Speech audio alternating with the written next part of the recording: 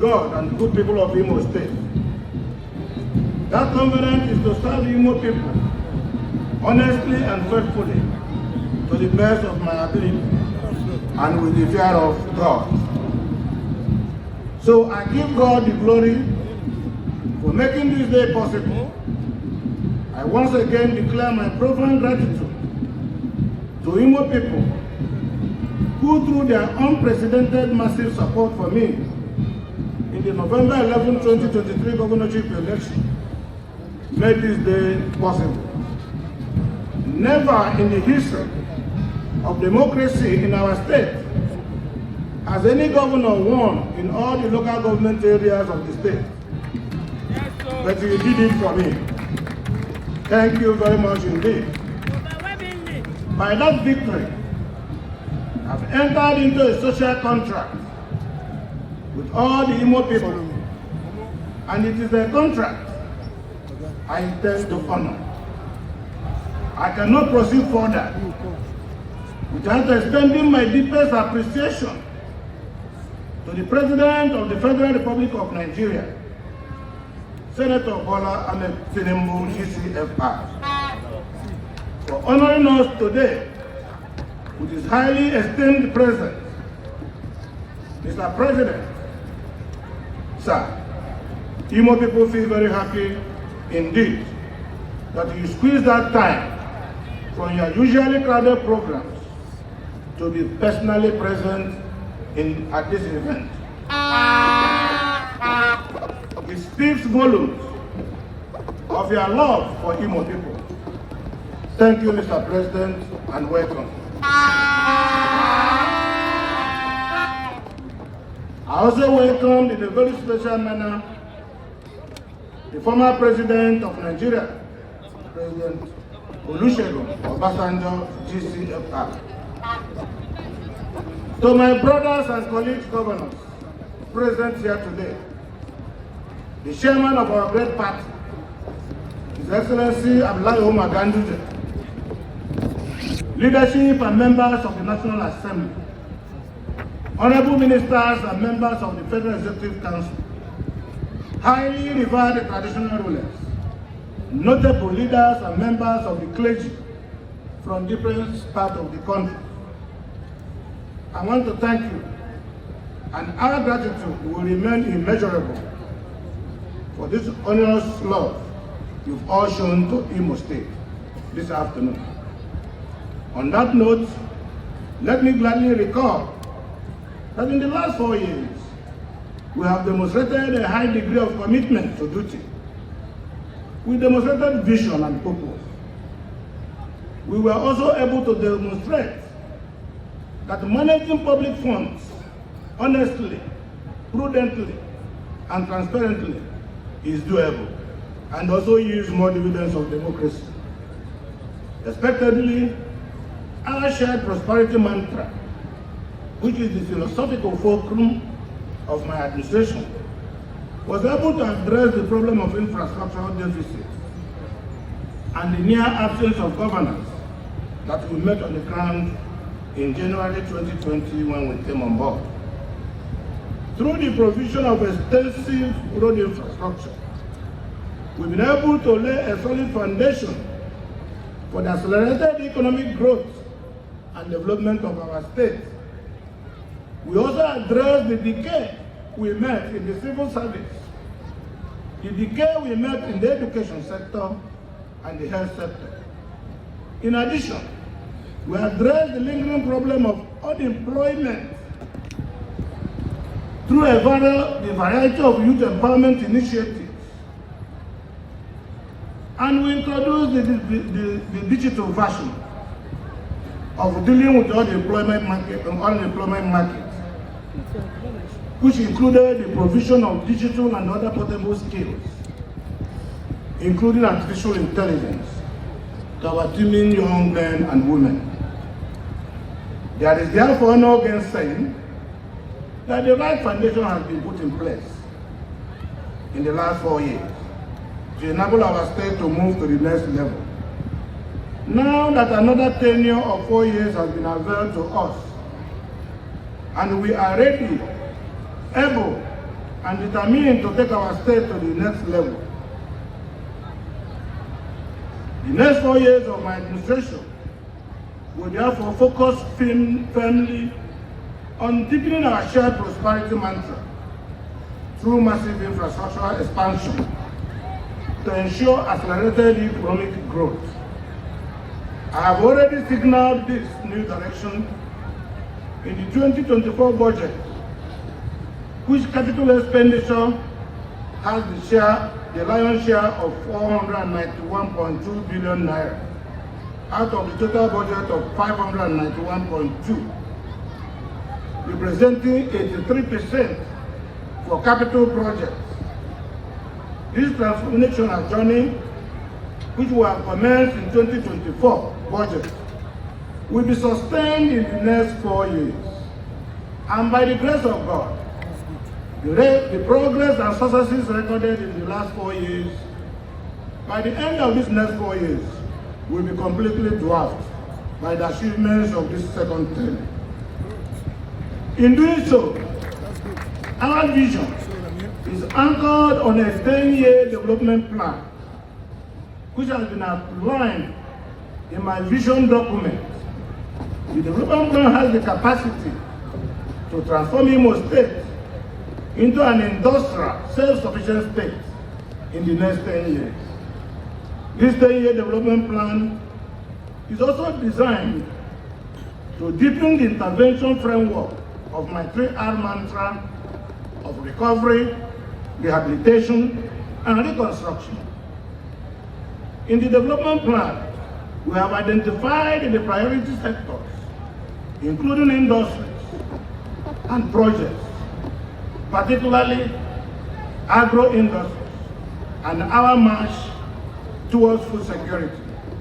And this will accelerate the economic prosperity of our dear state, Imo, such as the Oraj Free Trade Zone and the supporting businesses that will follow, like the petrochemicals industries, gas processing facilities, and other industrial companies that will use gas as raw materials. Another focus on the plan is to harness our agricultural potentials and exploit the mineral resources and align them to the proposed establishment of a ceramic industry and the agro-processing facilities across the 3 geopolitical zones of our state. The lifespan of the development plan was deliberately made to last beyond my tenure of 4 years, because I believe that government is a continuum.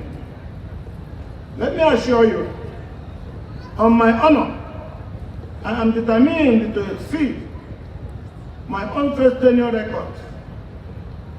As I said in my New Year broadcast, my second tenure achievements would dwarf the achievements of my first tenure. Those who follow the evangelical zeal of St. Paul in the Bible will know that he put in more effort in his second missionary journey, because he wanted to consolidate on the gains of the first journey. The spirit of St. Paul's second missionary journey shall be the spirit that will drive my second tenure in office. In like manner, I have been greatly inspired by the audacious and visionary transformational program and policies of President Bola Ahmed Tinubu GCFR. His emphasis on infrastructural development through generous budgetary provisions for capital expenditure defines the quality of a leader that is burning both in desire to develop this country. I am therefore delighted to affirm that my second tenure will be centered on the massive economic development of the state, which will permeate every community or ward. We shall kickstart this through our Community Economic Development Initiative, otherwise known as SEDI.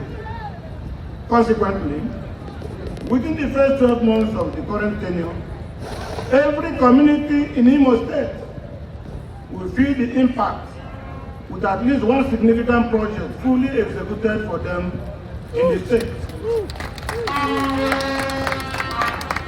In the coming weeks, working with the local government council leadership, each community will be expected to identify one project that they want government to do for them.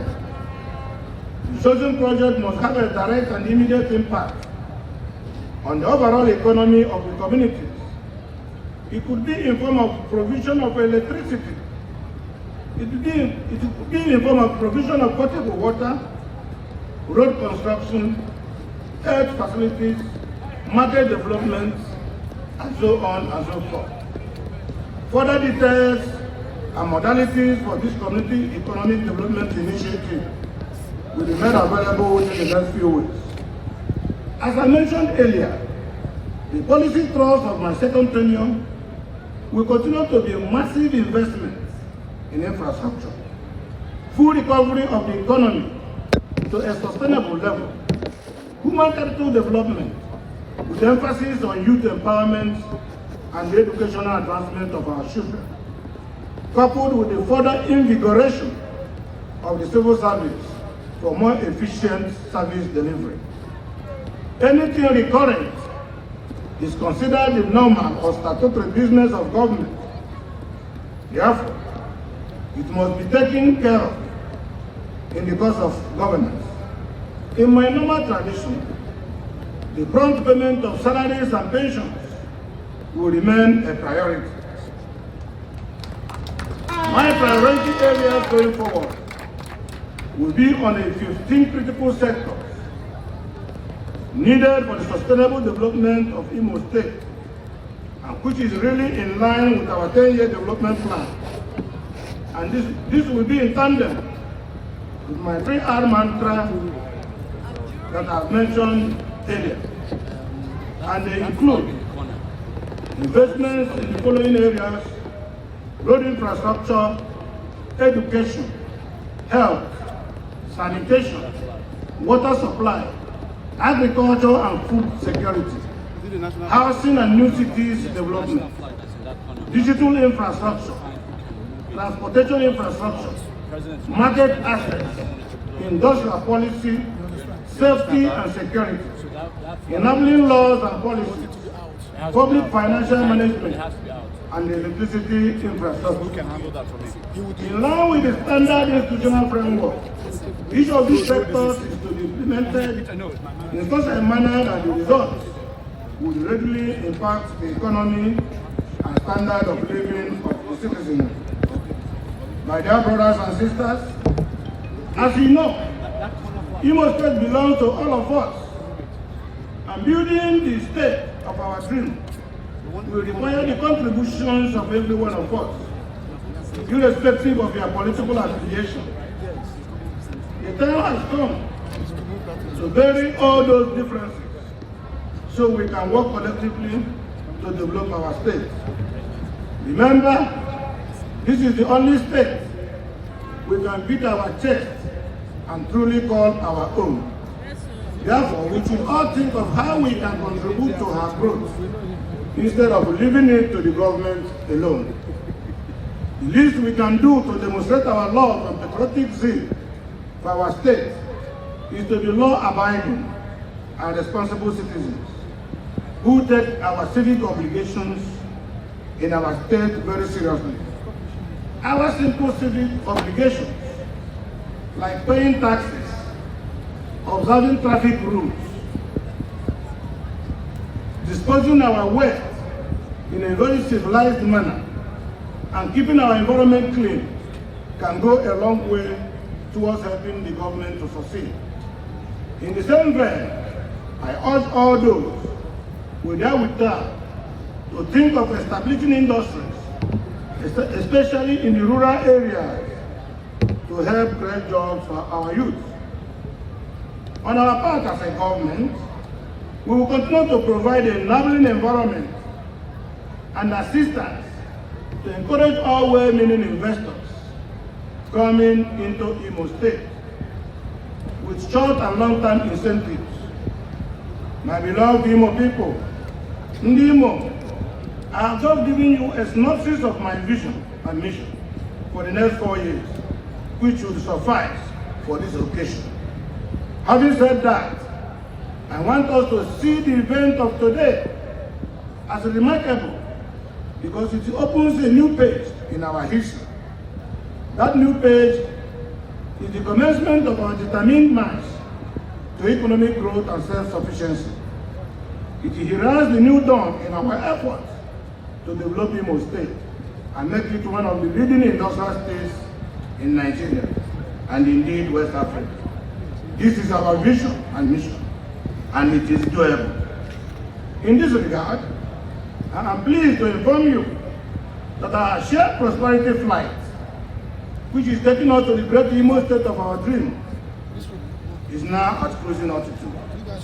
So relax, unfasten your seatbelt, and enjoy the rest of the flight. An experienced and dependable captain is in charge.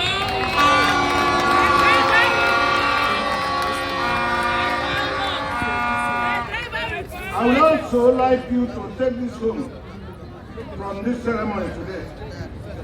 By the time we are through with another 4 years, the institutional and infrastructural structures we would have put in place will make it a Herculean task for any pharaoh to take Imo State back to Egypt. Amen. Let me assure you that my second tenure shall be defined as an uncommon apostolic zeal and tenacious application of clinical efficiency in the execution of policies. The task is to make Imo State the industrial hub of the Southeast, Nigeria, and indeed West Africa. It is on that our generation, it is one that our generation must accomplish to the glory of God. Once again, with due humility and love, I want to thank Mr. President and all the dignitaries who are here today for honoring us with their presence. Thank you, Ndimo, for your love and uncommon solidarity. I invite all of us to work with me to build a great Imo that we shall all be proud of. Let us forgive and forget the past. Let us reconcile. Let us take advantage of this new opportunity to make a difference. We can deliver our state, and I so believe that with God on our side, Imo shall be better. Thank you, and may God bless all of us. Long live Imo. Long live Imo State. Long live the Federal Republic of Nigeria. I thank you all for coming. Thank you.